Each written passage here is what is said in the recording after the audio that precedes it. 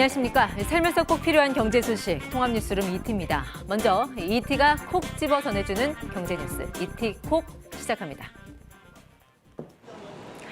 국세청이 종합부동산세 고지서를 발송하기 시작하면서 부동산 업계가 시끌시끌합니다. 이전보다 껑충 뛴 세금 고지서를 받았다는 이들이 곳곳에서 속출한 탓입니다.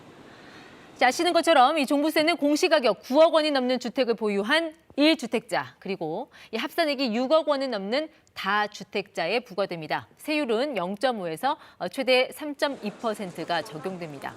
지난해와 비교해 올해 세율은 변동이 없습니다. 그럼에도 곳곳에서 이 집주인들의 원성이 쏟아지는 건 무엇보다 집값이 크게 오르면서 종부세 부과 기준이 되는 공시가격도 따라 올랐기 때문입니다. 실제로 강남 한 채, 마포 한 채 가진 다주택자의 경우 당장 종부세 1,000만 원을 더 내게 됐다는 하소연도 들립니다. 특히 서울 등 대도시에서 올해 공시가격 9억 원을 넘긴 아파트가 많아지다 보니 종부세 대상에 새로 포함된 이들도 꽤 늘었습니다. 정부의 의도대로 종부세 인상은 집값을 안정시킬 수 있을까?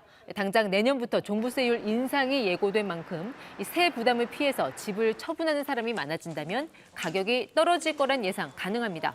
하지만 이 종부세 등 보유세를 높이면 거래세라도 낮춰서 다주택자들의 퇴로를 열어줘야 하는데 양도세, 취득세 모두 강화된 상황이죠. 실제로 한국은행이 조사한 11월 주택가격 전망 지수는 130을 기록했습니다.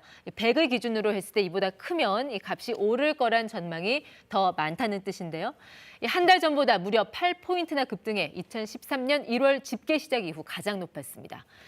집이 있어도 걱정, 없어도 걱정. 부동산 문제 참 어렵습니다. 지금까지 이티 콕이었습니다.